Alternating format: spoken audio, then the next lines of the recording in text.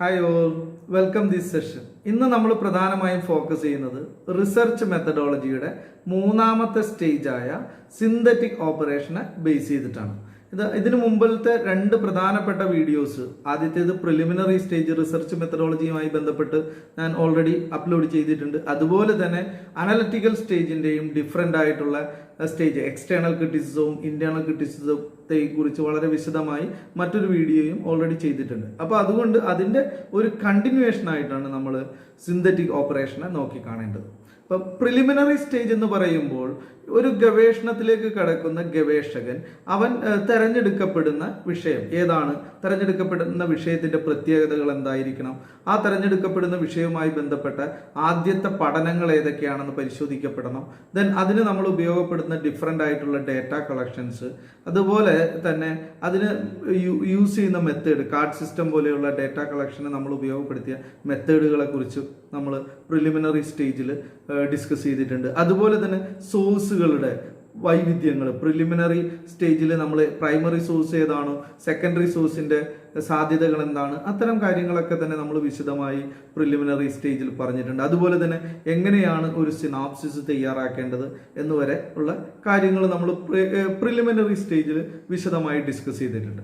Then second stage എന്ന് പറയുന്ന analytical സ്റ്റേജിൽ നമുക്ക് കിട്ടിയ ഡോക്യുമെന്റിനെ നമ്മൾ കൃത്യമായി വിശകലനത്തിന് വിധേയമാക്കിക്കൊണ്ട് ആ സോഴ്സിന്റെ ആധികാരികത പരിശോധിക്കപ്പെടുകയാണ് നമ്മൾ അനലറ്റിക്കൽ സ്റ്റേജിൽ ചെയ്തത്. അതിൽ പ്രധാനമായി രണ്ട് ക്രിറ്റിസിസം നമ്മളവിടെ നടത്തുന്നുണ്ട്. ഒന്ന് എക്സ്റ്റേണൽ ക്രിറ്റിസിസവും, രണ്ട് ഇന്റേണൽ ക്രിറ്റിസിസവും. അപ്പൊ അതിനുശേഷമാണ് മൂന്നാമത്തെ സ്റ്റേജസ് ആയിട്ടാണ് നമ്മൾ സിന്തറ്റിക് ഓപ്പറേഷനെ ഡിസ്കസ് ചെയ്യുന്നത്. അപ്പോൾ സ്വാഭാവികമായിട്ടും അനലിറ്റിക്കൽ സ്റ്റേജിനെയും നമ്മൾ വിശദമായി തന്നെ പവർ പോയിന്റ് ഉപയോഗപ്പെടുത്തിക്കൊണ്ടാണ് ഡിസ്കസ് ചെയ്തത്. അതുകൊണ്ട് അത് കൂടുതൽ എഫക്റ്റീവാണ് ഈ മെത്തഡോളജി പേപ്പറിൽ.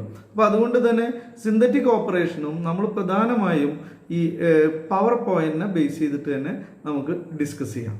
റിസർച്ച് മെത്തഡോളജിയുടെ മൂന്നാമത്തെ സ്റ്റേജായ സിന്തറ്റിക് സ്റ്റേജിൽ നമ്മൾ പ്രധാനമായും അനലൈസ് ചെയ്യുന്നത് നമുക്ക് സെക്കൻഡ് സ്റ്റേജിൽ അനലറ്റിക്കൽ സ്റ്റേജിൽ നമുക്ക് കിട്ടിയ ഡേറ്റകളെ നമ്മൾ കൃത്യമായി വിശകലനത്തിന് വിധേയമാക്കുകയും വിശകലനത്തിന് വിധേയമാക്കിയതിൻ്റെ അടിസ്ഥാനത്തിൽ വസ്തുതകൾ ഉൾക്കൊള്ളുന്ന തരത്തിലുള്ള ഡേറ്റകളെ അതേ രീതിയിൽ തന്നെ നമ്മുടെ ചരിത്ര പുനർനിർമ്മിതിയിൽ ഉപയോഗപ്പെടുത്തുകയും ചെയ്യുന്ന ഒരു പാർട്ടാണ് സിന്തറ്റിക് സ്റ്റേജിലേക്ക് ചെല്ലുമ്പോൾ. അവിടെ നമുക്ക് കിട്ടിയ ഡേറ്റയെ നമ്മൾ അതിൻ്റെ പ്രയോറിറ്റി അനുസരിച്ച് ഗ്രൂപ്പ് ചെയ്യപ്പെടുന്ന ഒരു പ്രക്രിയയാണ് അവിടെ നടത്തുന്നത്. അതുകൊണ്ടാണ് നമ്മൾ പറയുന്നത് സിന്തറ്റിക് സ്റ്റേജ് എന്ന് പറയുന്നത് is an art of grouping and arranging and explaining the facts. വസ്തുതകളെ കൃത്യമായി അതിൻ്റെ പ്രയോറിറ്റി അനുസരിച്ച് തരം തിരിച്ചുകൊണ്ട് ആ പ്രയോറിറ്റിയുടെ അടിസ്ഥാനത്തിൽ വസ്തുതകളെ കൃത്യമായി വിവരിക്കാൻ, അതിനെ കൃത്യമായി അറേഞ്ച് ചെയ്യപ്പെടുകയാണ് നമ്മളവിടെ ചെയ്യുന്നത്. It is concern with the proper utilisation of the listed facts. അത് നമ്മളെന്താണ്, നമുക്ക് കിട്ടിയ വസ്തുതകളെ അതിൻ്റെ പ്രാധാന്യത്തിൻ്റെ അടിസ്ഥാനത്തിൽ we can try to listed in this stage. Then the process whereby several ideas classifies groups and coordinated tested facts into intelligible pattern. ഇപ്പം നമുക്കറിയാം, ഓരോ ചരിത്ര പഠനങ്ങളിലും വ്യത്യസ്തമായ ഒരുപാട് വസ്തുതകൾ നമുക്ക് കിട്ടുന്നുണ്ട്. ഇത്തരത്തിൽ കിട്ടിയ വസ്തുതകളെ അതിൻ്റെ ആശയങ്ങൾ ഉൾക്കൊണ്ടുകൊണ്ട് തന്നെ ആ ആശയങ്ങളെ വളരെ കൃത്യമായി അതിനെ നമ്മൾ പാറ്റേണൈസ് ചെയ്യുകയാണ് ചെയ്യുന്നത്. അതിൻ്റെ പ്രയോറിറ്റി അനുസരിച്ച് അതിനെ നമ്മൾ ആദ്യം ഗ്രൂപ്പ് ചെയ്യും. ആ ഗ്രൂപ്പിനനുസരിച്ച് പ്രയോറിറ്റി അനുസരിച്ച് നമ്മൾ അതിനെ റീ അറേഞ്ച് ചെയ്യും. ഇത്തരത്തിലുള്ള പ്രക്രിയകളൊക്കെ തന്നെ നമ്മൾ സിന്തറ്റിക് ഓപ്പറേഷനിലാണ് നടത്തുന്നത്. Then we can try to combine all the relevant data into connected the whole. അപ്പോൾ നമുക്ക് കിട്ടിയ പ്രാധാന്യമുള്ള വളരെ സുപ്രധാനമായ എല്ലാ വസ്തുതകളെയും കൃത്യമായി നമ്മൾ പരിശോധനയ്ക്ക് വിധേയമാക്കിക്കൊണ്ട് അതിൻ്റെ പ്രയോറിറ്റി അനുസരിച്ച് we can try to classified in different groups. അപ്പോൾ അതുകൊണ്ടാണ് സിന്തറ്റിക് സ്റ്റേജിന് നമ്മളൊരു is an art of grouping and arrangement of അല്ലെങ്കിൽ അറേഞ്ചിങ് ഓഫ് ഫാക്ട്സ് എന്ന് നമ്മൾ വിളിക്കുന്നത്. The process of unifying forces of putting different things together in order to construct something new. ഒരു പുതിയ കണ്ടെത്തലിലേക്ക് നമ്മൾ പോകുന്നതിന് വേണ്ടി നമുക്ക് കിട്ടിയിരിക്കുന്ന ഡേറ്റകളുടെ പ്രാധാന്യത്തെ അടിസ്ഥാനപ്പെടുത്തിക്കൊണ്ട് നമ്മൾ we can try to develop a clear-cut order on the basis of these available sources. This process is both intellectual and physical activity, is an attempt to make the combine all the relevant data to organize all isolated facts into be beautiful structure. അപ്പോൾ സ്വാഭാവികമായിട്ട് നമുക്ക് കിട്ടിയ ഈ ഡാറ്റകളെ കൃത്യമായി വസ്തുതാപരമായി ഉപയോഗപ്പെടുത്തിക്കൊണ്ട് അതിൻ്റെ ആധികാരികത പരിശോധിച്ചതിന് ശേഷം വളരെ കൃത്യമായിട്ട് നമ്മൾ ഉപയോഗപ്പെടുത്തുകയാണ് നമ്മളിവിടെ ചെയ്യുന്നത്. ഓർഗനൈസ് ചെയ്തിട്ട് ഐസൊലേറ്റഡ് ആയിട്ടുള്ള വസ്തുതകളെ അതിൻ്റെ ഘടനാപരമായി എവിടെയാണോ കൃത്യമായി നമ്മൾ ഉപയോഗപ്പെടുത്തേണ്ടത് അത്തരത്തിൽ ഉപയോഗപ്പെടുത്താനുള്ള ഒരു ശ്രമമാണ് നമ്മൾ സിന്തറ്റിക് ഓപ്പറേഷനിൽ നടത്തുന്നത്. Then a few general principles mentioned to guide scholars in their job. Synthetic ഓപ്പറേഷനിലേക്ക് നമ്മൾ കടക്കുമ്പോൾ സ്വാഭാവികമായും ഗവേഷകൻ അറിഞ്ഞിരിക്കേണ്ടതായ ചില പോയിന്റുകളുണ്ട്. അതാണ് നമ്മളിവിടെ പരിശോധിക്കുന്നത്. First one, group and unify the valid and determine facts. അപ്പൊ ആദ്യം തന്നെ നമുക്ക് കിട്ടിയ വസ്തുതകളെ അതിൻ്റെ പ്രാധാന്യത്തിന്റെ അടിസ്ഥാനത്തിൽ we can try to mingle with certain groups കൃത്യമായി and try to unify it in different elements. ചില വസ്തുതകളെ കൃത്യമായി ഗ്രൂപ്പ് ചെയ്യുകയും അതിൻ്റെ പ്രാധാന്യത്തിന്റെ അടിസ്ഥാനത്തിൽ അതിനെ നമ്മൾ തരംതിരിക്കപ്പെടുകയുമാണ് ചെയ്യുന്നത്. Then second step, to develop these facts adequately to explain their significance. ഓരോ വസ്തുതകളുടെയും പ്രാധാന്യത്തിന്റെ അടിസ്ഥാനത്തിൽ ആ വസ്തുതകളെ കൃത്യമായി നമുക്ക് ഡെവലപ്പ് ചെയ്യാനുള്ള ഒരു സ്പേസ് നമ്മൾ അവിടെ ക്രിയേറ്റ് ചെയ്തെടുക്കുകയാണ്. The third one is to bring about the unity or the main theme of the subject selected for research. അപ്പോൾ നമ്മൾ സ്വാഭാവികമായിട്ടും മൂന്നാമത് ശ്രദ്ധിക്കേണ്ടത്, നമ്മളൊരു ഗവേഷണത്തിന് തിരഞ്ഞെടുക്കുന്ന വിഷയത്തിന് സ്വാഭാവികമായിട്ടും ആ വിഷയത്തോട് കൂടുതൽ സമരസപ്പെട്ട് നിൽക്കപ്പെടുന്ന വസ്തുതകളെയാണ് നമുക്ക് നമ്മുടെ പഠനത്തിന് ഉപയോഗപ്പെടുത്തേണ്ടത്. അപ്പോൾ അതുകൊണ്ട് തന്നെ അത്തരത്തിൽ നമ്മുടെ ഗവേഷണത്തോട് താതാത്മ്യം പ്രാപിച്ച് നിൽക്കാൻ കഴിയുന്ന വസ്തുതകളെ കൃത്യമായി ഐഡന്റിഫൈ ചെയ്ത് we can try to codify that kind of facts. അതാണ് നമ്മൾ മൂന്നാമത്തെ സ്റ്റെപ്പിൽ ചെയ്യേണ്ടത്. Then how we can develop this kind of grouping of facts? എങ്ങനെയാണ് നമുക്ക് ഈ ഗ്രൂപ്പിംഗ് ഓഫ് ഫാക്ട്സ് കൃത്യമായി ഇംപ്ലിമെന്റ് ചെയ്യാൻ കഴിയുന്നത് എന്ന് നമുക്ക് പരിശോധിക്കാം. The arrangement of the facts is not an easy task. നമ്മൾ വിചാരിക്കുന്ന പോലെ അത്ര ഈസി ആയ ഒരു പ്രോസസ് ആയിട്ട് നമുക്ക് ഈ ഗ്രൂപ്പിംഗ് ഓഫ് ഫാക്ട്സിനെ നമുക്ക് കാണാൻ കഴിയില്ല. ദാറ്റ്സ് വൈ എന്തുകൊണ്ടാണെന്ന് വെച്ചാൽ പ്രധാനമായും ഹിസ്റ്റോറിക്കൽ ഫാക്ട്സ് എന്ന് പറയുന്നത്, historical facts present themself in very different degrees of generality and the historian should reduce them to a common degrees of generality. ഇപ്പൊ നമുക്കറിയാം ചരിത്രപരമായ വസ്തുതകൾ എന്ന് പറയുന്നത് പല രീതിയിലുള്ള വൈവിധ്യങ്ങൾ ഉൾക്കൊള്ളുന്ന വസ്തുതകളാണ്. അപ്പൊ അത്തരത്തിലുള്ള വൈവിധ്യമായ വസ്തുതകളെ തങ്ങളുടെ ചരിത്ര പഠനത്തിന് വേണ്ടി ഗവേഷകൻ അല്ലെങ്കിൽ ചരിത്രകാരൻ ഉപയോഗപ്പെടുത്തുകയും അത്തരത്തിൽ ഉപയോഗപ്പെടുത്തുന്ന ഈ ഓരോ വസ്തുതകളെയും ഒരു അദ്ദേഹത്തിൻ്റെതായിട്ടുള്ള കാഴ്ചപ്പാടുകളിലേക്ക് കൊണ്ടെത്തിക്കാൻ കഴിയുന്ന ഒരു യൂണിഫോം എലമെന്റിലേക്ക് ഡെവലപ്പ് ചെയ്തെടുക്കുകയുമാണ് ഓരോ ചരിത്രകാരനും ചെയ്യുന്നത്. One of the best example which was we have to develop on that statement is that a historian of the religious policy of Akbar would find conflicting evidence in the records. ഒരു ചരിത്രകാരൻ അക്ബറിന്റെ മതപരമായ നയങ്ങളുമായി ബന്ധപ്പെട്ടുള്ള പഠനങ്ങൾ തെരഞ്ഞെടുക്കപ്പെടുകയാണെങ്കിൽ ഇപ്പോൾ സ്വാഭാവികമായിട്ടും what Abul Fazl has said has been contradicted by Barani and disputed by Nizamuddin. Mughal കാലഘട്ടത്തിലെ ചരിത്രകാരന്മാരിൽ അബുൽ ഫാസിൽ പറഞ്ഞ ആ സ്റ്റേറ്റ്മെന്റിന് അതേ രീതിയിൽ തന്നെ ആയിരിക്കണമെന്നില്ല ബറാനി പരാമർശിക്കപ്പെടുന്നത്. നേരെ മറിച്ച് നിസാമുദ്ദീന്റെ പരാമർശത്തിൽ അക്ബറിന്റെ റിലീജിയസ് പോളിസികള് അതേ രീതിയിൽ തന്നെ ആയിരിക്കണമെന്നില്ല പരാമർശിക്കപ്പെടുന്നത്. അപ്പൊ ഇത്തരത്തിലുള്ള വൈവിധ്യമായിട്ടുള്ള വസ്തുതകളുടെ കോൺട്രാഡിക്ഷൻസ് ഒരു പഠനവുമായി ബന്ധപ്പെട്ട് നമുക്ക് കാണാൻ പറ്റും. യഥാർത്ഥ ചരിത്രകാരൻ, a true historian, to reduce this conflicting data to a common degrees of generality. ഒരു യഥാർത്ഥ ചരിത്രകാരൻ എന്താണ് ചെയ്യുക? സ്വാഭാവികമായിട്ടും തങ്ങൾക്ക് ഇത്തരത്തിലുള്ള വൈവിധ്യമായിട്ടുള്ള വസ്തുതകളെ ഉൾക്കൊള്ളുന്ന കോൺട്രാഡിക്ഷൻസ് വരുന്ന തരത്തിലുള്ള ആർഗ്യുമെന്റുകളെ പരമാവധി അതിനെ റെഡ്യൂസ് ചെയ്തുകൊണ്ട് ഒരു കോമൺ ഡിഗ്രീസ് ഓഫ് ജനറാലിറ്റി വരുന്ന തരത്തിലുള്ള ഒരു സാമാന്യ തത്വത്തിലേക്ക് മുന്നോട്ട് പോകാൻ കഴിയുന്ന തരത്തിലുള്ള വസ്തുതകളെ ഉപയോഗപ്പെടുത്താനാണ് ശ്രമിക്കുക. അത്തരത്തില് ഒരു ഗവേഷണവുമായി മുന്നോട്ട് പോകുമ്പോൾ ഒരു ഗവേഷകൻ, the research scholar should follow a definite plan on practical basis. അപ്പോൾ സ്വാഭാവികമായിട്ട് ഒരു കൃത്യമായിട്ടുള്ള ഒരു പ്ലാൻ ഡെവലപ്പ് ചെയ്തുകൊണ്ട് മാത്രമേ ഒരു ഗവേഷകന് തൻ്റെ പഠനവുമായി മുന്നോട്ട് പോകാൻ കഴിയൂ. But they do not adopt a rigid plan. ഒരിക്കലും നമ്മൾ തെരഞ്ഞെടുക്കപ്പെടുന്ന പ്ലാൻ എന്ന് പറയുന്നത് ഒരു വാട്ടർ ടൈറ്റ് കമ്പാർട്ട്മെന്റ് പോലെ ആകരുത്. അപ്പൊ അത്തരത്തിലല്ല നമ്മളൊരു റിജിഡ് ആയിട്ടുള്ള പ്ലാൻ അല്ല മുന്നോട്ട് വെക്കേണ്ടത്. It involves careful selection and arrangement of the data which must grouped under heading and sub heading and division and sub division according to some definite plan. അപ്പൊ നമ്മൾ മുന്നോട്ട് വയ്ക്കുന്ന പ്ലാൻ എന്ന് പറയുന്നത് വളരെ കൃത്യമായിട്ടുള്ള ഒരു പ്ലാൻ ആയിരിക്കണം. പക്ഷെ അത് വളരെ റിജിഡായി മാറാൻ പാടില്ല.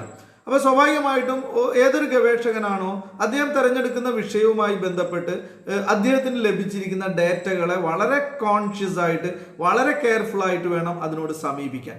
അത്തരത്തിൽ വസ്തുതാപരമായ ഡേറ്റകളെ കൃത്യമായി അതിൻ്റെ പ്രാധാന്യമനുസരിച്ച് വിഷയത്തോടുള്ള അതിൻ്റെ സമീപനം അനുസരിച്ച് അതിനെ we can try to develop in different heading and sub headings. അതിനെ നമ്മൾ വ്യത്യസ്തമായിട്ടുള്ള ഹെഡിങ്ങുകളും സബ് ഹെഡിങ്ങുകളായി നമ്മൾ തരംതിരിക്കുകയും അത് അതിൻ്റെ പ്രാധാന്യത്തിൻ്റെ അടിസ്ഥാനത്തിൽ അല്ലെങ്കിൽ ആ ചരിത്രകാരൻ നടത്തുന്ന പഠനത്തെ സാധൂകരിക്കുന്ന തരത്തിലുള്ള ഇൻഫർമേഷൻസ് പ്രൊവൈഡ് ചെയ്യാൻ കഴിയുന്ന വസ്തുതകളെ അതിൻ്റെ പ്രാധാന്യത്തോടു കൂടി നമ്മൾ തരംതിരിക്കപ്പെടുകയാണ് ചെയ്യുന്നത്. അപ്പൊ സ്വാഭാവികമായിട്ട് ഇത്തരത്തിൽ തരംതിരിക്കപ്പെടുമ്പോൾ ഗവേഷകന് അവൻ്റെതായിട്ടുള്ള ഒരു യൂണിഫോം പാറ്റേൺ ഉണ്ടായിരിക്കണം.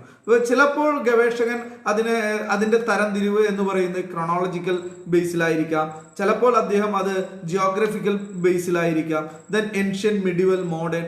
ഇപ്പൊ ഇത്തരത്തിൽ വൈവിധ്യമായിട്ടുള്ള രീതിയിലുള്ള തരംതിരിവിനുള്ള സാധ്യതകൾ ചരിത്രത്തിൽ ഉണ്ട്. അപ്പൊ ഏത് പാറ്റേൺ ആണോ നമ്മൾ ഫോളോ ചെയ്യുന്ന ആ പാറ്റേൺ കൃത്യമായി നിലനിർത്താൻ നമുക്ക് കഴിയണം. അപ്പൊ ഗ്രൂപ്പിംഗ് ഓഫ് ഫാക്ട്സ് എന്ന് പറയുന്നത് അതിന്റെ നേച്ചർ, അതിന്റെ ടൈം, സ്പേസ് ഇതനുസരിച്ചൊക്കെ തന്നെ സ്കോളർക്ക് അവരുടേതായിട്ടുള്ള പ്ലാൻ ഫോളോ ചെയ്യാൻ കഴിയും എന്നുള്ളതാണ് നമ്മൾ കാണേണ്ടത്. The scholar can choose that method which serve his purpose best. അപ്പൊ ഏത് തരത്തിൽ ഗവേഷകൻ തെരഞ്ഞെടുക്കപ്പെടുന്ന മെത്തേഡിൽ ഏറ്റവും അധികം ശ്രദ്ധിക്കേണ്ടത് എന്ന് പറയുന്നത് ഏത് തരത്തിലുള്ള മെത്തേഡാണ് അദ്ദേഹത്തിന് കൂടുതൽ കംഫർട്ട്, ആ മെത്തേഡ് ഫോളോ ചെയ്യാം എന്നുള്ളതാണ്. He should able to judge the validity of that particular document. അദ്ദേഹം മുന്നോട്ട് പോകുമ്പോഴും അദ്ദേഹം ശ്രദ്ധിക്കേണ്ട ഒന്ന് എന്ന് പറയുന്നത് ആ സോഴ്സുകളുടെ വാലിഡിറ്റി അല്ലെങ്കിൽ ആധികാരികത കൃത്യമായി പരിശോധിച്ചു കൊണ്ടുവേണം നമ്മുടെ സിന്തറ്റിക് സ്റ്റേജിൽ ഗവേഷകൻ മുന്നോട്ട് പോകേണ്ടത്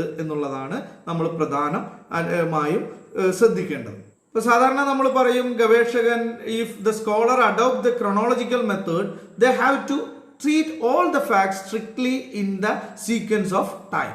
അപ്പൊ നമ്മൾ നേരത്തെ പറഞ്ഞു ഏത് തരത്തിലുള്ള മെത്തേഡാണ് ഗവേഷകൻ ഫോളോ ചെയ്യുന്നത് ആ മെത്തേഡ് വളരെ കൃത്യമായി ഫോളോ ചെയ്യണമെന്ന്. അപ്പൊ അതുകൊണ്ട് തന്നെ ഒരു ഗവേഷകൻ ക്രോണോളജിക്കൽ മെത്തേഡിലാണ് തൻ്റെ വസ്തുതകളെ കൃത്യമായി പരിശോധനയ്ക്ക് വിധേയമാക്കുന്നതെങ്കിൽ അദ്ദേഹം പൂർണ്ണമായും ടൈം ഷെഡ്യൂളിനെ ബേസ് ചെയ്തുകൊണ്ട് അദ്ദേഹത്തിൻ്റെ ക്രോണോളജി ഡെവലപ്പ് ചെയ്യണം. അല്ലെങ്കിൽ അദ്ദേഹത്തിൻ്റെ ഫാക്ട്സുകളെ അദ്ദേഹം കൃത്യമായി യൂട്ടിലൈസ് ചെയ്തുകൊണ്ട് കൃത്യമായ ഓർഡർ ഒരു സീക്വൻസ് ലെവലിൽ നമ്മൾ ഡെവലപ്പ് ചെയ്ത് കാണും. The history of East India Company according to this method would be time bound treating the events in the order of time they have taken place. British East India Company, പ്രത്യേകിച്ച് British ചരിത്രകാരന്മാരെല്ലാം തന്നെ ചരിത്രത്തെ പുനർനിർമ്മിക്കാൻ, പ്രത്യേകിച്ച് Indian ചരിത്രത്തെ പുനർനിർമ്മിക്കുന്നതിന് ഉപയോഗപ്പെടുത്തിയിരുന്ന method എന്ന് പറയുന്നത് time bound treating method ആയിരുന്നു. അവർ സംഭവങ്ങളെ കൃത്യമായി അതിൻ്റെ ക്രോണോളജിക്കൽ ഓർഡറിൽ മെയിൻറ്റെയിൻ ചെയ്തുകൊണ്ട് വളരെ പ്രോപ്പറായിട്ട് സിസ്റ്റമാറ്റിക് ആയിട്ട് പറയാനുള്ള ഒരു ശ്രമമാണ് അവർ നടത്തിയിരുന്നത് എന്ന് നമുക്ക് കാണാൻ കഴിയും. അപ്പം ഏത് മെത്തേഡാണോ നമ്മൾ ഫോളോ ചെയ്യുന്നത് ആ മെത്തേഡ് കൃത്യമായിട്ട് നമ്മൾ വളരെ സ്ട്രിക്റ്റ് ആയിട്ട് തന്നെ നമ്മളത് സ്റ്റിക്ക് ഓൺ ചെയ്തുകൊണ്ട് മുന്നോട്ട് പോയാൽ മാത്രമേ നമ്മുടെ വർക്കിന് കൂടുതൽ ആധികാരികത നമുക്ക് അവകാശപ്പെടാൻ കഴിയൂ. ഇത്തരത്തിൽ ഗ്രൂപ്പിംഗ് ഓഫ് ഫാക്ട്സ് നമ്മൾ മുന്നോട്ട് പോകുമ്പോൾ scholars they can face a lot of difficulties to arrange this kind of facts. ഈ വസ്തുതകളെ നമ്മൾ കൃത്യമായി അറേഞ്ച് ചെയ്യുമ്പോൾ നമുക്ക് ചില രീതിയിലുള്ള ബുദ്ധിമുട്ടുകൾ നേരിടുന്നുണ്ട്. Then we can try to analyze what are the main difficulties we have to face to arrange this kind of facts.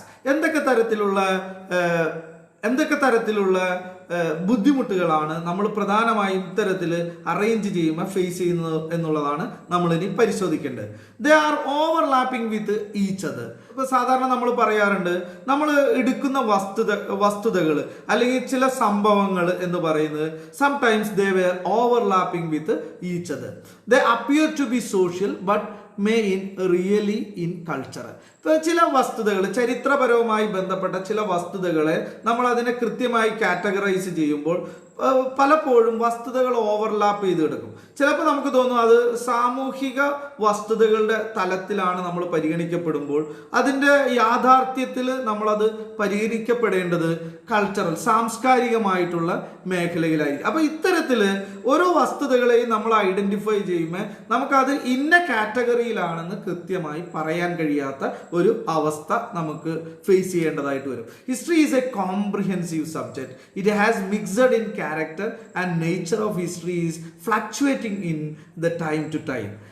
It is very difficult of classify. ഇപ്പൊ നമുക്കറിയാം, ചരിത്രം എന്ന് പറയുന്നത് ഒരു സമഗ്രമായ വിഷയമാണ്. അതുകൊണ്ട് തന്നെ അതിനൊരു മിക്സഡ് ക്യാരക്ടർ നമുക്ക് കാണാം. വളരെ സങ്കീർണമായ വിഷയമാണ്, മിക്സഡ് ആയിട്ടുള്ള ഒരു ക്യാരക്ടർ നമുക്ക് കാണാൻ പറ്റും. അപ്പൊ അതുകൊണ്ട് തന്നെ ഓരോ സമയക്രമത്തിലും ഓരോ കാലഘട്ടത്തിലും ഓരോ സമൂഹത്തിലും ഇതിന്റെ കാഴ്ചപ്പാടിൽ ഒരുപാട് വൈവിധ്യങ്ങൾ ഉണ്ടാവും. അപ്പൊ അത്തരത്തിലുള്ള വൈവിധ്യങ്ങൾ സ്വാഭാവികമായിട്ടും ഗവേഷകരെ ഇത്തരത്തിൽ ഇതിനെ കൃത്യമായി ക്ലാസിഫൈ ചെയ്യുമ്പോൾ അത് അത്തരത്തിലുള്ള വൈവിധ്യങ്ങളെ ഫേസ് ചെയ്യേണ്ടതായിട്ട് നമുക്ക് വരും എന്നുള്ളത് ഒരു വസ്തുത തന്നെയാണ്. Then synthetic operation involve a very careful and intelligent use of the material.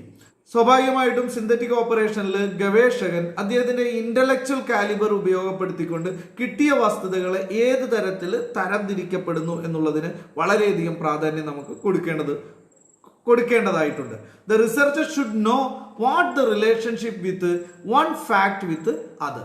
ഓരോ ഗവേഷകനും ഏത് തരത്തിലാണ് ഓരോ വസ്തുതകളെയും തമ്മിൽ ബന്ധിപ്പിക്കേണ്ടതെന്ന് കൃത്യമായ ധാരണ ഉണ്ടായിരിക്കണം. The grouping of facts help us to connecting the facts in a proper manner. അപ്പൊ അതുകൊണ്ടാണ് നമ്മൾ പറയുന്നത് ഗ്രൂപ്പിംഗ് ഓഫ് ഫാക്ട്സ് എന്ന് പറയുന്നത് ശരിക്കും പറഞ്ഞാൽ വസ്തുതകളെ തമ്മിൽ കൃത്യമായി ലിങ്ക് ചെയ്ത് മുന്നോട്ട് കൊണ്ടുപോകാൻ അദ്ദേഹത്തിന്റെ ഗവേഷണ പഠനത്തിന് മുന്നോട്ട് കൊണ്ടുപോകാൻ പറ്റുന്ന തരത്തിൽ വേണം അദ്ദേഹം അതിനെ സമീപിക്കാൻ. അതുപോലെ തന്നെ സിന്തറ്റിക് സ്റ്റേജിൽ നമ്മൾ പ്രധാനമായും അനലൈസ് ചെയ്യപ്പെടേണ്ടത് അല്ലെങ്കിൽ പ്രധാനമായും ഡിസ്കസ് ചെയ്യപ്പെടേണ്ട ഒരു വിഷയം എന്ന് പറയുന്നത് how to draft a thesis. ഒരു തീസിസിനെ ഏത് തരത്തിലാണ് നമ്മൾ ഡ്രാഫ്റ്റ് ചെയ്ത് എടുക്കേണ്ടത്. അപ്പോൾ സിന്തറ്റിക് ഓപ്പറേഷൻ എന്ന് പറയും concern itself with planning and arrangement of facts in a proper order. We can already mention about that statement. എന്താണ് സിന്തറ്റിക് ഓപ്പറേഷനിൽ നമ്മൾ ചെയ്യുന്നത്? കൃത്യമായി വസ്തുതകളെ പ്രോപ്പറായിട്ട് വളരെ കൃത്യമായി നമ്മുടെ തീസിസിന് ഉപയോഗപ്പെടുത്തുക. തീസിസ് ഡ്രാഫ്റ്റ് ചെയ്യുന്നതിന് എഴുതപ്പെടാൻ വസ്തുതകളെ അതിൻ്റെ ഇമ്പോർട്ടൻസ് അനുസരിച്ചുകൊണ്ട് നമ്മൾ പ്ലേസ് ചെയ്യാണ്. Researcher must sure that all facts R arranged logically under several main and sub headings. ഇപ്പോൾ സ്വാഭാവികമായിട്ടും ഓരോ ഗവേഷകനും വളരെ കൃത്യമായ ധാരണ ഉണ്ടായിരിക്കണം. അദ്ദേഹത്തിൻ്റെ ഗവേഷണവുമായി ബന്ധപ്പെട്ട് ഉപയോഗപ്പെടുത്തിയിരിക്കുന്ന വസ്തുതകളെ വളരെ ലോജിക്കലായിട്ട് അതിൻ്റെ പ്രയോറിറ്റി അനുസരിച്ച് we can try to divide in different streams. അപ്പോൾ സ്വാഭാവികമായിട്ടും വ്യത്യസ്തമായിട്ടുള്ള ഹെഡിങ്ങുകളും സബ് ഹെഡിങ്ങുകളായി നമ്മൾ തരംതിരിക്കപ്പെടുന്നു. Then all related ideas are properly grouped. അപ്പോൾ സ്വാഭാവികമായിട്ട് നമ്മൾ എന്ത് ചെയ്യും? എന്ത് പ്രധാനപ്പെട്ട ഐഡിയാസ് ആണോ നമുക്ക് കിട്ടുന്നത് ആ പ്രധാനപ്പെട്ട ഐഡിയാസിനെയൊക്കെ തന്നെ we can try to maintain in a proper group. ഒരു പ്രോപ്പർ ഗ്രൂപ്പിൽ നമ്മൾ കൊണ്ടുവരും. There should be an effective beginning and ending for each passage that contain related with one other ideas. എല്ലാ റിലേറ്റഡ് ആയിട്ടുള്ള ആശയങ്ങളെയും നമ്മൾ കൃത്യമായി ഗ്രൂപ്പ് ചെയ്യുകയും അത് എഫക്റ്റീവായിട്ട് നമ്മൾ അതിൻ്റെ പ്രാധാന്യം അനുസരിച്ച് അതിൻ്റെ പ്രയോറിറ്റി ഉള്ളത് ആദ്യം പറഞ്ഞ് അതുപോലെ തന്നെ അതിൻ്റെ ഇമ്പോർട്ടൻസ് അനുസരിച്ച് ഓർഡർ ചെയ്തിട്ട് കൃത്യമായി റിലേറ്റഡ് ഐഡിയാസിനെ നമ്മൾ ഉപയോഗപ്പെടുത്തിക്കൊണ്ട് എൻഡിങ് വരെ നമ്മളത് മെയിൻറ്റെയിൻ ചെയ്യാണ് ചെയ്യുന്നത്. അപ്പോൾ then the approach must be analytical. നമ്മൾ ഗവേഷണം ചെയ്യുമ്പോൾ നമ്മുടെ ആറ്റിറ്റ്യൂഡ് എന്ന് പറയുന്നത് അനലറ്റിക്കൽ അപ്രോച്ച് ആയിരിക്കണം. വിശകലനാത്മകമായിട്ടുള്ള ആശയങ്ങളെ വിശകലനാത്മകമായി അവതരിപ്പിക്കാനുള്ള ഒരു ശ്രമം ചരിത്രകാരന്മാരുടെ ഭാഗത്തു നിന്ന് അല്ലെങ്കിൽ ഗവേഷകന്റെ ഭാഗത്തു നിന്ന് ഉണ്ടായിരിക്കണം. The central idea of the thesis listed in different chapters. ഇപ്പൊ നമുക്കറിയാം ഒരു തീസിസ് ഡ്രാഫ്റ്റ് ചെയ്യുമ്പോൾ അതിന്റെ സെൻട്രൽ ഐഡിയാസ് എന്ന് പറയുന്നത് we can try to divide into different chapters. വ്യത്യസ്തമായിട്ടുള്ള ചാപ്റ്ററുകളായിട്ടാണ് നമ്മൾ അതിന്റെ സെൻട്രൽ ഐഡിയാസ് നമ്മൾ പരമാവധി നമ്മുടെ ഗവേഷണ പ്രബന്ധത്തിൽ ഉൾക്കൊള്ളിക്കാൻ ശ്രമിക്കുന്നത്. Then all historical narrative is for a definite purpose and throw light on the dark corners of areas. ഇപ്പൊ നമുക്കറിയാം ഗവേഷണം എന്ന് പറയുന്നത് is a kind of enquiry to find out something new. ഓരോന്ന് കണ്ടെത്താൻ ഒരു അന്വേഷണമാണ് പുതുതായി കണ്ടെത്താൻ. And also we can try to adding the existing data. അതുപോലെ തന്നെ നിലവിലുള്ള ഡേറ്റയിലേക്ക് എന്തെങ്കിലും കൂടുതലായിട്ട് കണ്ടെത്താനുള്ള ഒരു ശ്രമമാണ് നമ്മൾ നടത്തുന്നത്. അപ്പൊ അതുകൊണ്ടാണ് നമ്മൾ പറയുന്നത് ഓരോ ചരിത്ര ഗവേഷണവും എന്ന് പറയുന്നത് ഇരുണ്ട മേഖലയിലേക്ക് പുതിയ വെളിച്ചം അല്ലെങ്കിൽ പുതിയ അറിവ് കണ്ടെത്താനുള്ള ഒരു ശ്രമം എന്ന തലത്തിൽ തന്നെ വേണം ഓരോ ഗവേഷകനും തൻ്റെ ഗവേഷണ പ്രബന്ധത്തെ സമീപിക്കാൻ. സാധാരണയായിട്ട് നമ്മൾ പറയാൻ effective beginning would surely make the narrative interesting. ഒരു എഫക്റ്റീവ് ആയിട്ടുള്ള ബിഗിനിങ് ഉണ്ടെങ്കിൽ മാത്രമേ നമുക്ക് നമ്മുടെ ആ നരേഷൻ വളരെ ഇൻട്രസ്റ്റ് ആയിട്ട് നമുക്ക് മുന്നോട്ട് കൊണ്ടുപോകാൻ കഴിയും. The researcher must develop on A specific ideas also A technique. അപ്പോൾ ഗവേഷകനും അദ്ദേഹത്തിൻ്റെതായിട്ടുള്ള ഒരു സ്പെസിഫിക് ആയിട്ടുള്ള ആശയത്തെ മുൻനിർത്തിക്കൊണ്ട് മുന്നോട്ട് പോകുമ്പോൾ അദ്ദേഹം മെത്തഡോളജിയിലും വളരെ കൃത്യമായി ഫോളോ ചെയ്യാൻ ശ്രമിക്കണം. He must careful selection of relevant ideas and try to resolve maximum controversies. അതുപോലെ തന്നെ ചരിത്രകാരന്മാർ അല്ലെങ്കിൽ ഗവേഷകന്മാർ വിഷയം തെരഞ്ഞെടുക്കപ്പെടുമ്പോൾ കാണിക്കുന്ന ആ അവധാനത നമ്മുടെ ആശയങ്ങളെ ചരിത്രത്തിൻ്റെ ഭാഗത്ത് അല്ലെങ്കിൽ ആശയങ്ങളെ നമ്മുടെ ഗവേഷണത്തിൽ ഉൾപ്പെടുത്തുമ്പോഴും ശ്രദ്ധിക്കണം. വളരെ കോൺട്രവേഴ്സി ആയിട്ടുള്ള ആശയങ്ങളെ പരമാവധി ഒഴിവാക്കിക്കൊണ്ട് റെലവൻ്റ് ആയിട്ടുള്ള വസ്തുതാപരമായ ചരിത്രപരമായ വസ്തുതകളെ കൃത്യമായി മെൻഷൻ ചെയ്തുകൊണ്ട് വേണം നമ്മൾ മുന്നോട്ട് പോകാൻ. The irrelevant detail must be avoided. എങ്ങനെയായാലും ഇറലവൻ്റ് ആയിട്ടുള്ള ഡേറ്റകൾ നമ്മൾ പരമാവധി നമ്മുടെ ചരിത്ര പഠനങ്ങളിൽ നിന്ന് ഒഴിവാക്കുന്നത് എപ്പോഴും നന്നായിരിക്കും. It must be supported by the proper evidences drawn from the sources with correct footnotes. അപ്പോൾ നമുക്ക് കിട്ടിയ വസ്തുതകളെ നമ്മൾ വളരെ പ്രോപ്പർ ആയിട്ടുള്ള വസ്തുതകളെ വളരെ കൃത്യമായി ഉപയോഗപ്പെടുത്തുകയും അതോടൊപ്പം തന്നെ വളരെ കൃത്യമായ ഫുട്നോട്ടുകൾ നമ്മൾ നമ്മുടെ ഗവേഷണത്തിൻ്റെ ആധികാരികതയ്ക്ക് വേണ്ടി ഉപയോഗിക്കപ്പെടുകയും ചെയ്യുമ്പോൾ മാത്രമേ ഒരു ഗവേഷണം എഫക്റ്റീവായി മാറുകയുള്ളൂ. ദെൻ സിന്തറ്റിക് ഓപ്പറേഷനിൽ നമ്മൾ ശ്രദ്ധിക്കേണ്ടത് ഇപ്പം ഇത്തരത്തിൽ വസ്തുതകൾ നമുക്ക് ധാരാളം കിട്ടിയിട്ടുണ്ട്, ഫാക്ട്സുകളെ. ഈ ഫാക്ട്സുകളെ നമ്മൾ ഉപയോഗപ്പെടുത്തുമ്പോൾ നമുക്ക് പലപ്പോഴും ചില ഗ്യാപ്പുകൾ ഉണ്ടാവും. ചില വിഷയങ്ങളെ തമ്മിൽ പരസ്പരം ബന്ധിപ്പിക്കുക എന്ന് പറയുന്നത് വളരെ ബുദ്ധിമുട്ടുള്ള ഒരു പ്രക്രിയയാണ്. അവിടെയാണ് നമ്മൾ കൺസ്ട്രക്റ്റീവ് റീസണിങ് സിന്തറ്റിക് ഓപ്പറേഷനിൽ നമ്മൾ ഉപയോഗിക്കുന്നത്. The main job of constructive reasoning is to fill the gaps or the blanks that still exist in the research work. ഇപ്പോൾ ഗവേഷണ വർക്കുകളിൽ നമുക്ക് ചില വസ്തുതകളെ തമ്മിൽ ലിങ്ക് ചെയ്യാൻ പറ്റാത്ത അവസ്ഥകൾ ഉണ്ടാവും. അപ്പോൾ ഇത്തരത്തിൽ ലിങ്ക് ചെയ്യാൻ പറ്റാത്ത അവസ്ഥകളിൽ നമ്മൾ ഈ ഇത്തരത്തിലുള്ള കൺസ്ട്രക്റ്റീവ് റീസണിങ് മെത്തഡോളജി നമ്മൾ ഉപയോഗപ്പെടുത്താറുണ്ട്. എന്തുകൊണ്ടാണ്? Such blanks are very natural and historical material available to us from different sources are never sufficient to explain every detail. ചരിത്ര ഗവേഷണം എന്ന് പറയുന്നത് പ്രധാനമായും വസ്തുതകളെ അടിസ്ഥാനപ്പെടുത്തിക്കൊണ്ട് തന്നെയാണ്. അപ്പോൾ നമുക്ക് കിട്ടുന്ന സോഴ്സുകൾ എന്ന് പറയുന്നത് പല തരത്തിലുള്ള സോഴ്സുകളായിരിക്കും നമുക്ക് കിട്ടിയിരിക്കുന്നത്. അപ്പോൾ ഇത്തരത്തിലുള്ള സോഴ്സുകളൊക്കെ തന്നെ നമ്മൾ പരാമർശിക്കാൻ ഉദ്ദേശിക്കുന്ന കാര്യങ്ങളെ പൂർണ്ണമായ രീതിയിൽ പരാമർശിക്കാൻ ആവശ്യമായ സഫിഷ്യൻ്റ് ആയിട്ടുള്ള ഡീറ്റെയിൽസ് പ്രൊവൈഡ് ചെയ്യാൻ കഴിയാത്ത സോഴ്സുകളായിരിക്കാം. അപ്പോൾ ഇത്തരത്തിലുള്ള സോഴ്സുകളെ this is the most difficult method to employ correctly. അപ്പോൾ ഇത്തരത്തിലുള്ള സോഴ്സുകളെ നമുക്ക് കയ്യിൽ കിട്ടുമ്പോൾ നമുക്ക് വസ്തുതകളെ തമ്മിൽ ലിങ്ക് ചെയ്യാൻ കഴിയാതെ വരും. അപ്പോൾ അത്തരത്തിൽ ലിങ്ക് ചെയ്യാൻ കഴിയാത്ത ഒരു പ്രക്രിയയാണ് നമ്മൾ അത്തരത്തിലുള്ള ഗ്യാപ്പുകളെ ഫില്ല് ചെയ്യുന്നതിന് വേണ്ടി നമ്മൾ നടത്തുന്ന ഒരു പ്രക്രിയ എന്നുള്ള രീതിയിൽ വേണം നമ്മൾ കൺസ്ട്രക്റ്റീവ് റീസണിങ്ങിനെ നോക്കിക്കാണാൻ. അപ്പോൾ അതുകൊണ്ടാണ് നമ്മൾ പറയുന്നത് this is the most difficult method to employ correctly. ഇത് വളരെ കൃത്യമായി ഉപയോഗപ്പെടുത്തുക എന്ന് പറയുന്നത് വളരെയധികം ഡിഫിക്കൽട്ട് ആയിട്ടുള്ള ഒരു പ്രക്രിയ തന്നെയാണ്. The historian used deductive logic which means draw a valid inference from two valid premises. ഇത്തരത്തിൽ ചെയ്യുമ്പോൾ ഗവേഷകൻ ഉപയോഗപ്പെടുന്ന ഏറ്റവും പ്രധാനപ്പെട്ട ഒരു മെത്തേഡ് എന്ന് പറയുന്നത് ഡിഡക്റ്റീവ് ലോജിക്കാണ്. അപ്പോൾ ഒരു വാലിഡ് ആയിട്ടുള്ള അനുമാനത്തിലേക്ക് എത്താൻ രണ്ട് വാലിഡ് ആയിട്ടുള്ള പ്രിമൈസുകളെ ഉപയോഗപ്പെടുത്തിക്കൊണ്ട് ഒരു അനുമാനത്തിലേക്ക് എത്തുന്നത്. അത് നമ്മൾ വളരെ വിശദമായി തന്നെ ഇവിടെ പ്രതിപാദിക്കുന്നുണ്ട് എന്നുള്ളത് കൊണ്ട് തന്നെ ഇവിടെ ഞാൻ അതിനെ ഡീറ്റെയിൽ ആയിട്ട് പരാമർശിക്കുന്നില്ല. അപ്പോൾ ഇത്തരത്തിൽ നമ്മൾ ഡിഡക്റ്റീവ് ലോജിക്കുകൾ ഉപയോഗപ്പെടുത്തിക്കൊണ്ട് to throw light on dark aspects. അപ്പോൾ അത്തരത്തിൽ ഇരുണ്ട ഭാഗത്തിലേക്ക് വെളിച്ചം കൊണ്ടെത്താൻ നമ്മൾ ശ്രമിക്കുകയാണ് ചെയ്യുന്നത്. അപ്പോൾ ഇത്തരത്തിലുള്ള അനുമാനങ്ങൾ we can try to maintain valid inference. വളരെ വാലിഡ് ആയിട്ടുള്ള യുക്തിപരമായിട്ടുള്ള അനുമാനങ്ങൾ എന്നുള്ള തരത്തിൽ വേണം നമ്മൾ കൺസ്ട്രക്റ്റീവ് റീസണിങ്ങിൽ ഇത് ഉപയോഗിക്കാൻ. If the reasoning is use correctly the knowledge is obtain will also be correct.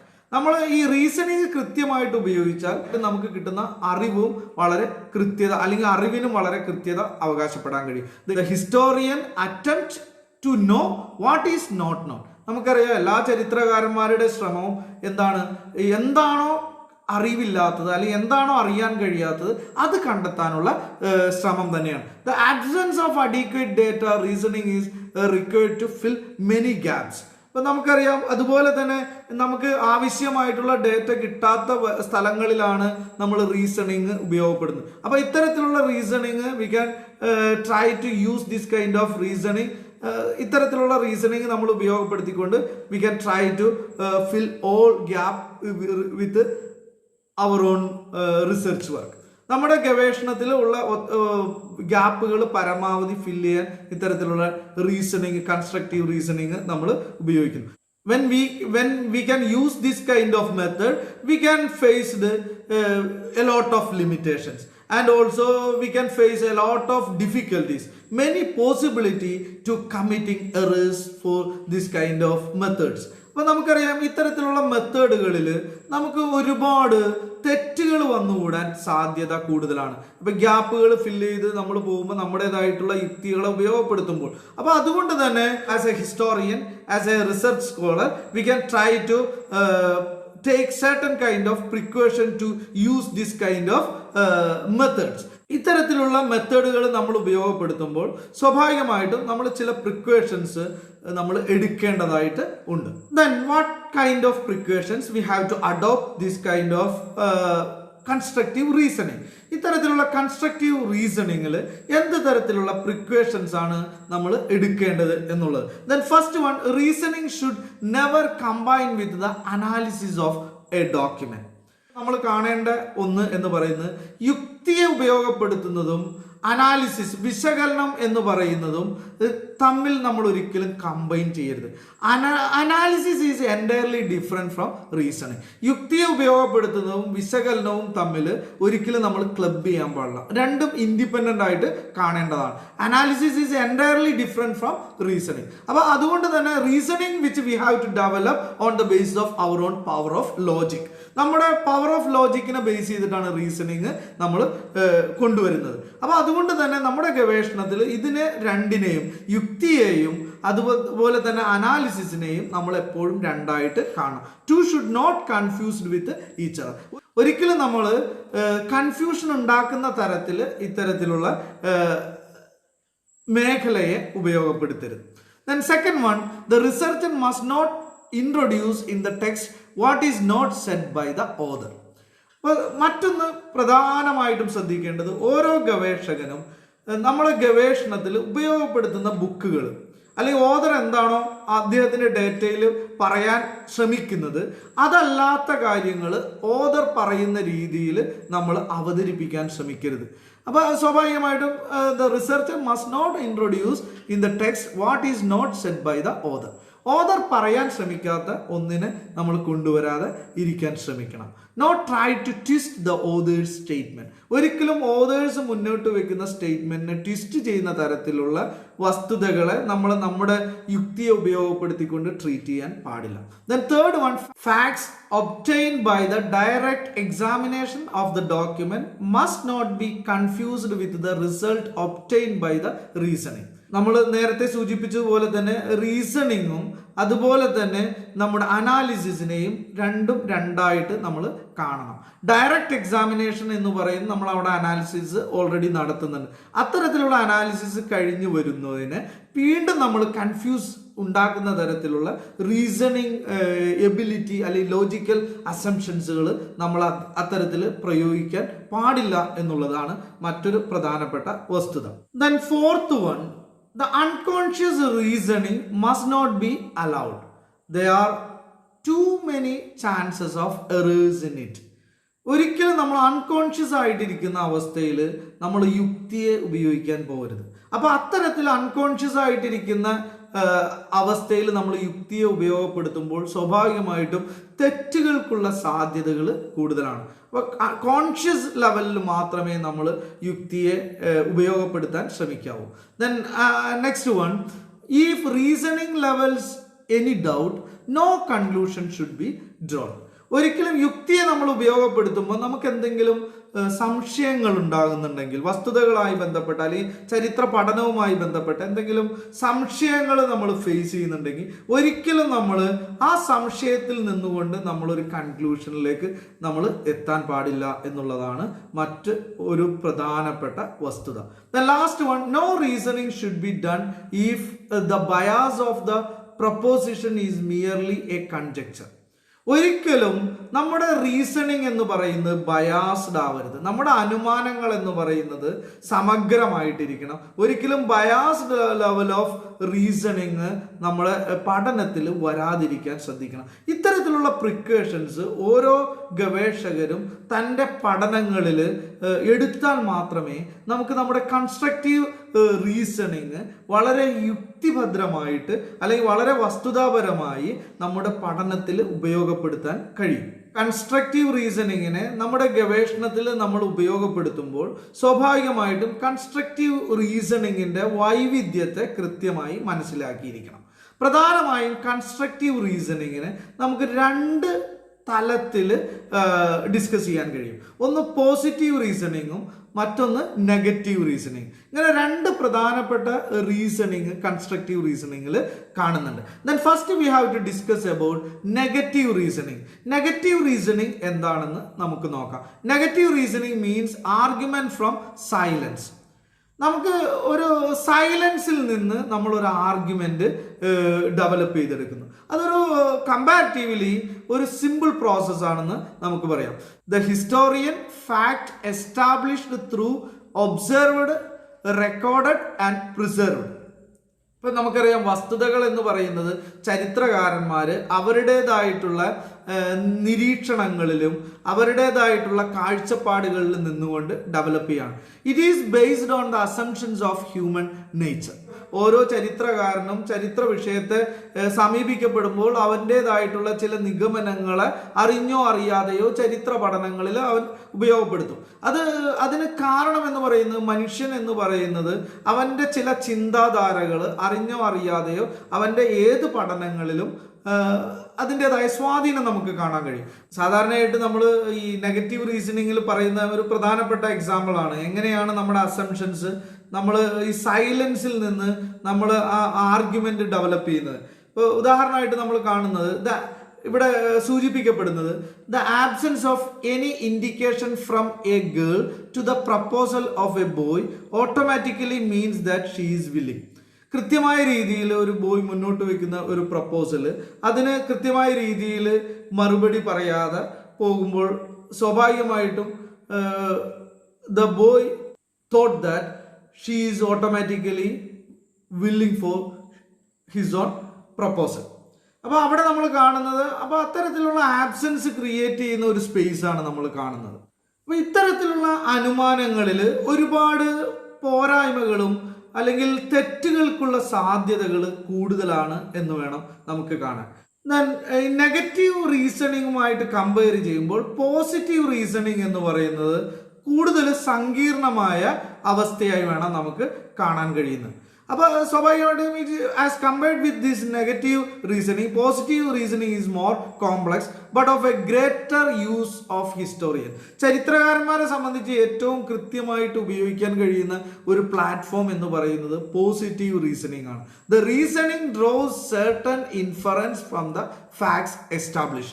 നമ്മൾ ഇവിടെ യുക്തികളെ നമ്മൾ ഉപയോഗപ്പെടുത്തുമ്പോൾ, അല്ലെങ്കിൽ ഇവിടെ യുക്തിയെ നമ്മൾ ഉപയോഗപ്പെടുത്തുമ്പോൾ നമ്മുടെ അനുമാനങ്ങളിൽ നിന്ന് വസ്തുതകളിൽ നിന്ന് കിട്ടുന്ന അനുമാനങ്ങളെ വെച്ചുകൊണ്ട് നമ്മൾ യുക്തിയെ എസ്റ്റാബ്ലിഷ് ചെയ്യണം. It begins a facts established by documents. അപ്പോൾ അതുകൊണ്ടാണ് നമ്മൾ പറയുന്നത്, നമ്മൾ ഇവിടെ വസ്തുതകളെ ഡോക്യുമെന്റ്സിന്റെ അടിസ്ഥാനപ്പെടുത്തിൽ നമ്മളിവിടെ ഡെവലപ്പ് ചെയ്ത് കൊണ്ടുവരികയാണ് ചെയ്യുന്നത്.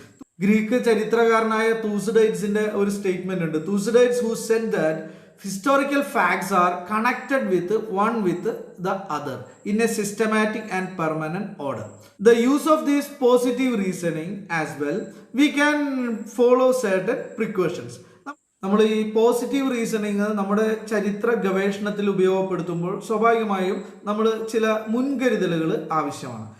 ഒരു ക്ലിയർ അണ്ടർസ്റ്റാൻഡിങ്, നമുക്ക് ഏറ്റവും വേണ്ടത് നമ്മുടെ വസ്തുതകളെ പറ്റി കൃത്യമായ ധാരണ ഉണ്ടായിരിക്കണം. എപ്പോഴും ഒരു ജനറൽ സ്റ്റേറ്റ്മെന്റിൽ നിന്ന് ഒരു പർട്ടിക്കുലർ സ്റ്റേറ്റ്മെന്റിലേക്കാണ് നമ്മൾ പോസിറ്റീവ് റീസണിങ്ങിനെ ഡെവലപ്പ് ചെയ്യുന്നത്. ലോജിക്കൽ ലെവലിലുള്ള നമ്മുടെ ഡെവലപ്മെന്റ് എന്ന് പറയുന്നത് ഒരു ജനറൽ സ്റ്റേറ്റ്മെന്റിൽ നിന്ന് നമ്മളൊരു പെർട്ടിക്കുലർ സ്റ്റേറ്റ്മെന്റിലേക്ക് പോകണം.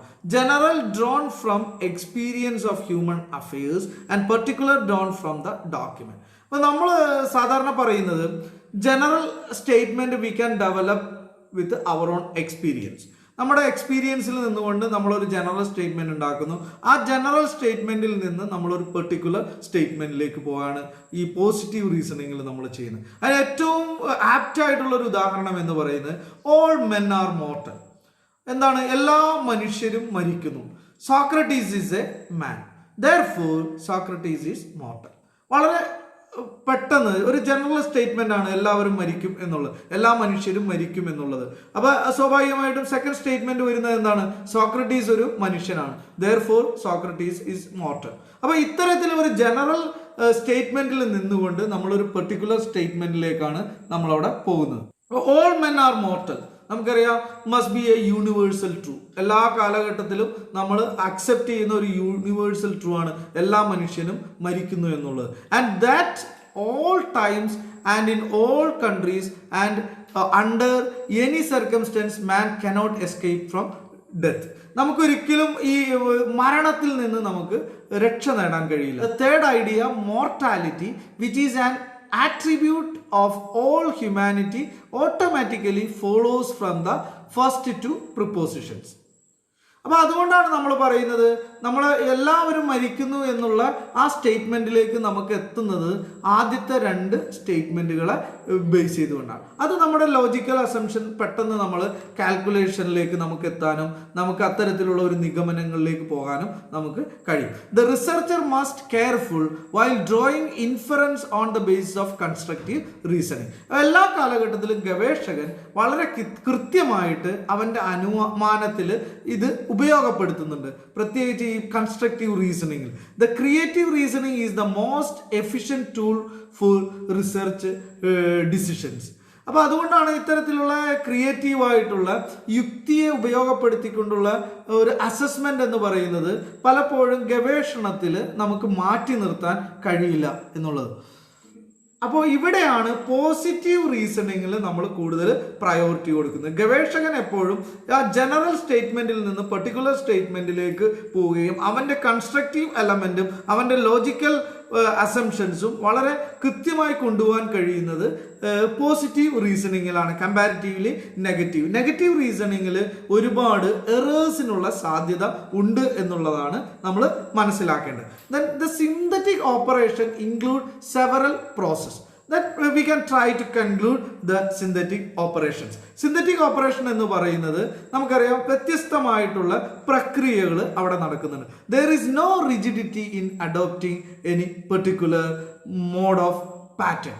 നമുക്ക് ഒരിക്കലും നമുക്കവിടെ കാണേണ്ടത് ഒരു തരത്തിലുള്ള ഒരു റിജിഡിറ്റി നമുക്ക് കാണാൻ കഴിയില്ല. ഗവേഷകൻ അവൻ്റേതായിട്ടുള്ള പ്ലാൻ അവന് അപ്ലൈ ചെയ്യാം, പക്ഷെ അവിടെ അവൻ ഉപയോഗപ്പെടുത്തുന്ന അവൻ്റേതായിട്ടുള്ള അവൻ എങ്ങനെയാണോ അവൻ്റെ ഗവേഷണവുമായിട്ട് മുന്നോട്ട് പോകുമ്പോൾ വളരെ സക്സസ്ഫുൾ ആയിട്ട് മുന്നോട്ട് കൊണ്ടുപോകാൻ ഉപയോഗപ്പെടുത്താൻ കഴിയുന്ന മെത്തേഡ്, അത്തരത്തിലുള്ള ഒരു പ്ലാൻ ഗവേഷകന് സ്വയം ഡെവലപ്പ് ചെയ്യാൻ സിന്തറ്റിക് ഓപ്പറേഷനിൽ കഴിയും. All facts and ideas must be under certain criteria. ഇവിടെ നമുക്ക് കിട്ടിയ വസ്തുതകളെ അല്ലെങ്കിൽ നമ്മുടെ ആശയങ്ങളെ കൃത്യമായി ഗവേഷകൻ ഉപയോഗപ്പെടുത്താണ്. അതിൻ്റെ പ്രയോറിറ്റി അനുസരിച്ച് ഉപയോഗപ്പെടുത്തിക്കൊണ്ട് അതിനെ വ്യത്യസ്തമായ തലത്തിലേക്ക് റീ അറേഞ്ച് ചെയ്തിട്ട് അവിടെ എവിടെയാണോ ഗ്യാപ്പുകൾ വരുന്നത് ആ ഗ്യാപ്പുകളെ കൺസ്ട്രക്റ്റീവ് റീസണിങ് ഉപയോഗപ്പെടുത്തിക്കൊണ്ട് ഫില്ല് ചെയ്യുകയാണ് അവനവിടെ ചെയ്യുന്നത്. അപ്പോൾ both constructive reasoning helpful to researchers. അപ്പോൾ അതുകൊണ്ട് തന്നെ നമുക്ക് കൺസ്ട്രക്റ്റീവ് പോസിറ്റീവും നെഗറ്റീവ് റീസണിങ്ങും കൺസ്ട്രക്റ്റീവ് റീസണിങ് നമ്മൾ ഉപയോഗിക്കുന്നുണ്ട്. ഇത്തരത്തിലുള്ള റീസണിങ് ഒക്കെ തന്നെ ഗവേഷകന് അവൻ്റെ പഠനവുമായി മുന്നോട്ട് പോകുമ്പോൾ ഒരുപാട് സഹായകരമായി മാറുന്നുമുണ്ട്. ഓരോ ഗവേഷകനും തൻ്റെ ഗവേഷണത്തിൽ അവരുടേതായിട്ടുള്ള ഫ്ലെക്സിബിലിറ്റി, ആ ഗവേഷകൻ്റെതായിട്ടുള്ള ഫ്ലെക്സിബിലിറ്റി ഫോളോ ചെയ്യാനുള്ള ഒരു സ്പേസ് നമുക്ക് സിന്തറ്റിക് ഓപ്പറേഷനിൽ കാണുന്നുണ്ട്.